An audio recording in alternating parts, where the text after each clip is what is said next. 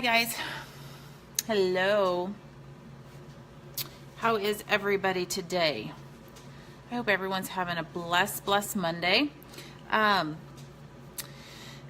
was just down working this morning and came up for a bite of lunch, and I'm going to be heading back down, and I just cannot get this off my mind. I cannot get this deep burning something out of my heart, and so I know that I need to bring it to you guys. That's just kind of how God works in me, right? Because you got to reveal it to heal it. You just got to reveal it to heal it. And so, how many of you, here I'm back on, sorry, keeps getting interrupted. How many of you growing up never could measure up? I'm going to tell you a story because it just really resonated with me this weekend, and I allowed fear to come back into my life.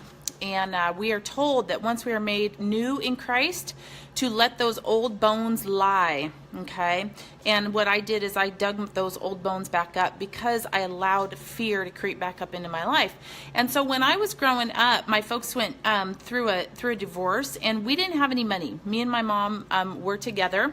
And like a lot of kids, you know, we didn't have any money, but I wanted to fit in. I wanted to feel popular. I didn't want any of my other classmates to know that we were Baroque, right?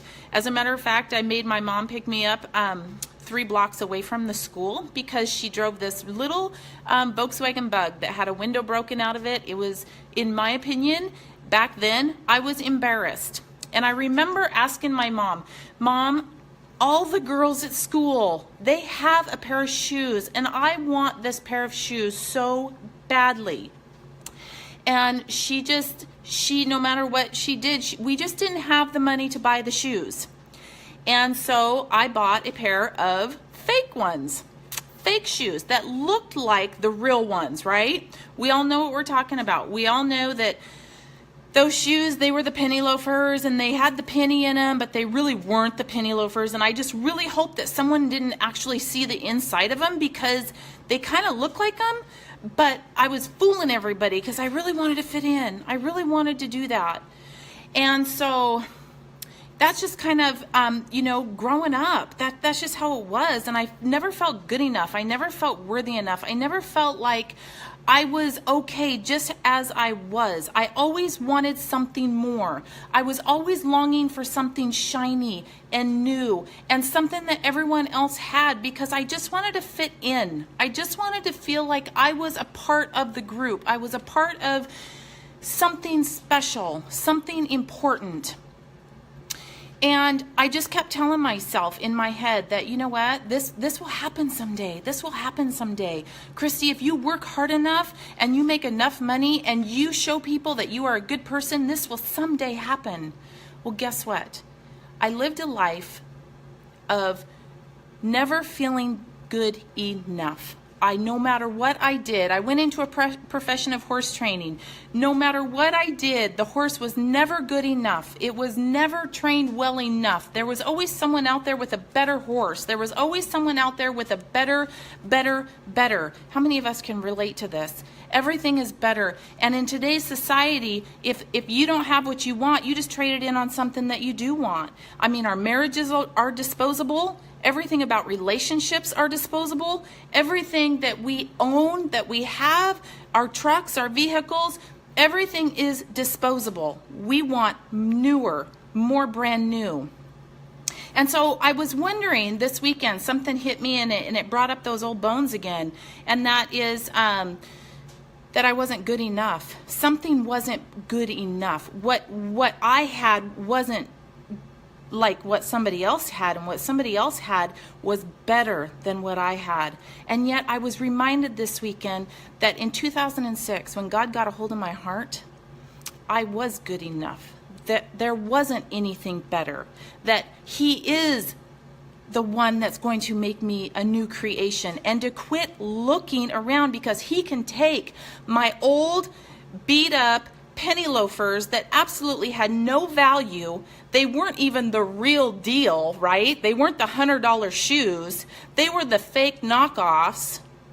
He can take those fake knockoffs and he can make them brand new, and he can make them what we want them to be when we give him those. When we give him our heart and he does a heart transplant on us, even though there's so much hurt and there's so much stuff going on in here, he can say, you know what? Don't listen to anybody else, because I can do a work in your life right where you are. My connection. Satan will try to keep me from you guys watching this, okay? He really is. He really is. So stick with me. So God can take where you're at, what you are doing, what you have, where you are spiritually, where you are financially, where you are monetarily, where you are in anything. And when you surrender those things to him, he makes those things exactly what you need, because he speaks through them. Don't put your God in a box. Your God is bigger than that. He can use anything. He can use my horse barn every single day to show me spiritual wisdom. He can show me through my insecurities and through the things that I have no control over at times. When I surrender those things to him, he uses them and gives me spiritual guidance, and he calms my heart, and he allows me to be the woman that he has created me to be. You know, the Psalm of David says, "Yea, though I walk through the valley of the shadow of death, I will fear no evil. For you are with me, your rod and your staff, they comfort me." You know, I read this passage so many times. I knew this passage in the Bible, but for some reason it wasn't resonating with me. It wasn't working for me. And it was just recently that I was released, and God did a work in my life. And the reason is because when I read this passage, listen, yea, though I walk through the valley of the shadow of death, we all walk through the valley, you guys.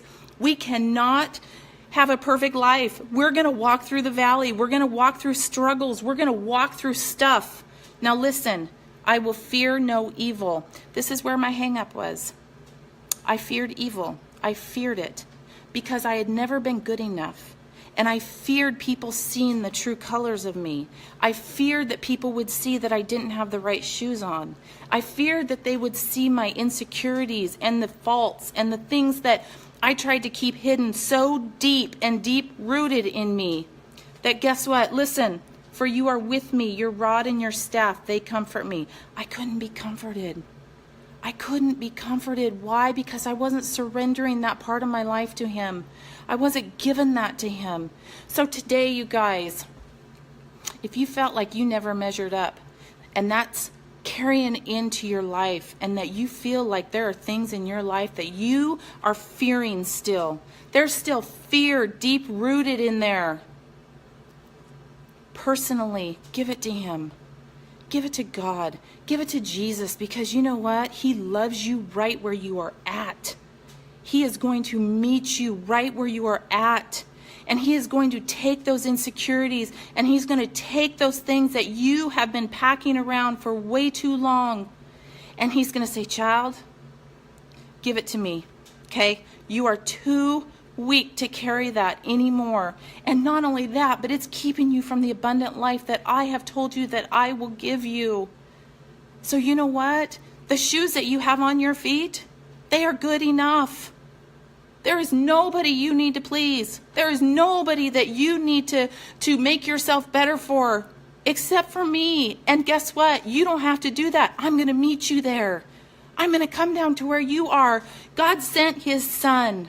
He sent his son, and he took off his white clothes, and he sent him down, and he said, son, you're going to have to go down, and you're going to have to get dirty, and you're going to wear sandals and walk in the dirt, and you're going to walk amongst Christy because she needs you.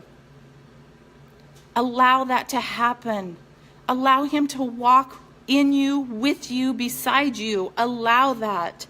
Allow him to have those insecurities so that you can say, yea, though I walk through the valley of the shadow of death, I will fear no evil, for you are with me, your rod and your staff, and they will comfort me. Don't allow fear to cripple you. You give that fear up, okay? You give that fear up. He is our comforter. He is our God. And there is not a place in your life that you are at right now that he can't handle. Don't put him in a box. He can handle the big jobs. He can handle the big stuff. He can handle anything that you are going through. And he is willing, and he is able, and he is a loving God that wants to do that for us. Okay, you guys? So, don't be ashamed, okay? Don't think you need more. Don't think there's more out there for you. Because what you have right now, when you surrender it to God, he blesses it immensely. And he says, hey, those shoes that you thought were nothing, they are something. They are something. Okay? You guys, I love you so much. I love you so much. Be encouraged today on this Monday, okay? Talk to you soon. Bye.